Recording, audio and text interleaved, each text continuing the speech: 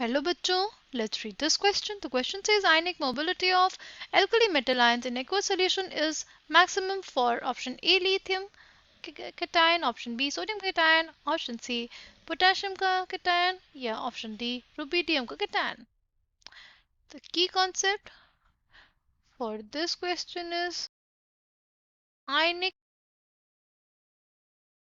in aqueous solution.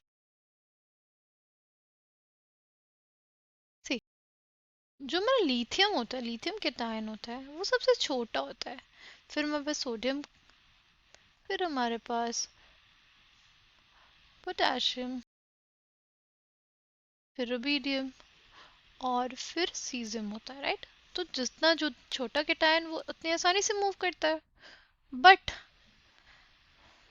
जो हमारा lithium होता है उसकी आयनिक मोबिलिटी जो होती है वो एक्वस सॉल्यूशंस में वो बहुत ज़्यादा कम होती है. ठीक है, लिथियम केटायन मूव नहीं कर पाता है सॉल्यूशन में, उसकी आयनिक मोबिलिटी कम होती है. उसका रीज़न क्या होता है पता है? उसका रीज़न होता है जो लिथियम केटायन है उसका साइज छोटा होने की वजह से जो जो वाटर मॉलिक्यूल्स हैं वो उसको घेरे रखते हैं. ठीक है, वाटर मॉलिक्यूल से जो लिथियम का केटायन है वो घिरा रहता है चारों तरफ से, और इस वजह से जो उसका साइज होता है ना लिथियम का, वो बहुत ज़्यादा बढ़ जाता है. ठीक है, उसका साइज बड़ा हो जाएगा तो क्या होगा? उसका साइज बड़ा हो जाएगा तो वो तेजी से मूव नहीं कर पाएगा. ठीक है, इस वजह से जो हमारा लिथियम केटायन होता है वो एक्वस स्टेट में बहुत ही धीरे चलता है. एक्वस स्टेट में उसकी जो आयनिक मोबिलिटी होती है वो बहुत ज़्यादा कम होती है. ठीक है, नाउ हमारे क्वेश्चन में क्या बोला है कि आयनिक मोबिलिटी किसकी ज़्यादा होती है. देखो, अब हमारे पास कौन का लिथियम का सबसे कम हो गया, फिर हमारे पास हो जाएगा, फिर हमारा हो जाएगा सोडियम.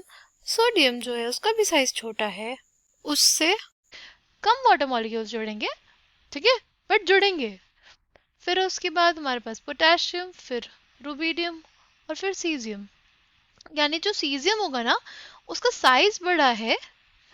ठीक है, उसका साइज बड़ा है तो उससे जो जुड़ने वाले हमारे पास ये हमारा सीजियम है, उसके पास जो वाटर मॉलिक्यूल्स जुड़ेंगे ना वो उतने ज़्यादा नहीं जुड़ पाएंगे.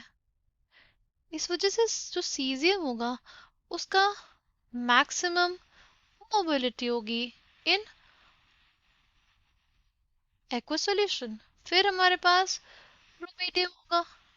ठीक है, तो correct answer for this question is option D. Rubidium का कैटायन जो होगा वो सबसे ज़्यादा मोबाइल होगा. I hope you understood well. Thank you and all the best.